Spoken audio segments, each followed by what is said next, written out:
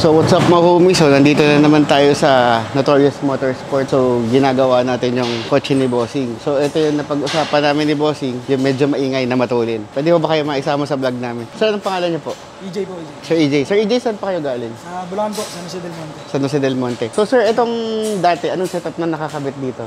Yung silent power siya na HKS na... Silent power ng HKS. So anong ginawa natin, nilakihan natin yung mga pipe. Kasi dati maliit yung nakakabit. Tsaka medyo tahimik. Parang stock lang din yung tunog, no? So syempre, iba pa rin kasi pag custom made or fabricated, pwede natin sagarin kung ano yung gusto natin na power para ma-achieve, no? So galing Del Monte, sir, gaano kalayo ang biyahe sa'yo papunta rito?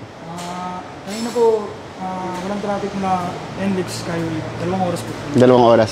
So ilang oras natin ginawa? Ano kayo dumating dito? Mga 11 na rin yata. 11. So ngayon, tapos na kami. 3 hours namin natapos yung headers, intake, exhaust. So pakita ko lang sir na. So ito yung ginawa natin. So naka 2.5 na pipings na siya. Tapos naka-custom made na tayo na HKS muffler tip. Tapos HKS na resonator na gawa ng Notorious. So kumbaga, nilagyan natin siya ng custom made na muffler. Tapos naka-Y pipe siya na 2.5. Nakakabit yung mga brackets niya. Tapos ito yung pinaka-exhaust niya. 304 stainless, syempre. Tapos resonator para sa back pressure. So kailangan tong resonator natin na to.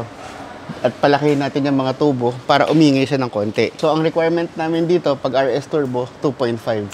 So, may mga shop, ang sinasabi nila, ang gamit nila 304. So, paano ba natin masasabi kung 304 siya?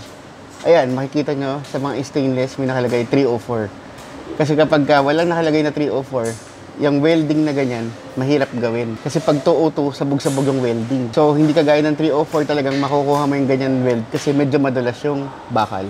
Tsaka syempre, ang 304, matibay na stainless yan. Pagka yan yung mga ginagamit sa mga kutsara, sa mga tinidor, sa yung mga, tawag dito, mga lamesa. So, 304 ang sinasuggest namin kasi pag si 202, low grade siya, madali siya masira.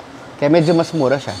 So, ito, medyo mahal siya. So, ito, 304 stainless, syempre, flexible pipe. Kinabitan natin ng flexible pipe para maiwasan yung vibration. Catalytic converter, tinanggal natin. So, ang purpose natin dito is bumilis yung kotse, umingay, at syempre, tumipid. So ngayon, para magkaroon ng free flow effect, kinumpleto natin yung headers, intake, at exhaust. So ngayon, pakinggan na natin kung ano magiging tunog. So what's up mga homies? So ito na yung ginawa natin air intake dito sa kotse na to. So nilagyan natin ng air na filter, nakakabit yung map sensor, tapos nakakabit din yung pinaka downpipe niya o yung pinaka headers niya. So ngayon, pakinggan na natin kung ano magiging tunog.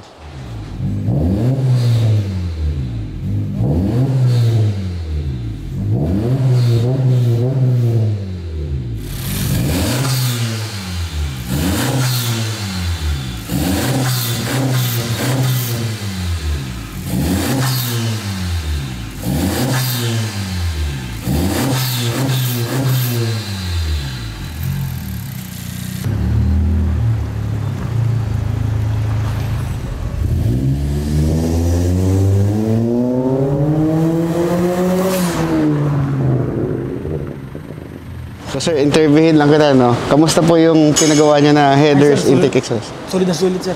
Layo sa... Pagpunta ko dito kanina eh. Malayo na. Ngayon, parang medyo masaya na si boss. So, kamusta po yung tunog, sir? Nakuha naman natin yung gusto niyong tunog. Yung ataw, sir, kamusta? Pero din, sir. Malayo na sa kanina eh. Pagpunta ko dito kanina, malayo na yung... Malayo na. Okay, sir. Balik pa dito, sir. Thank you po.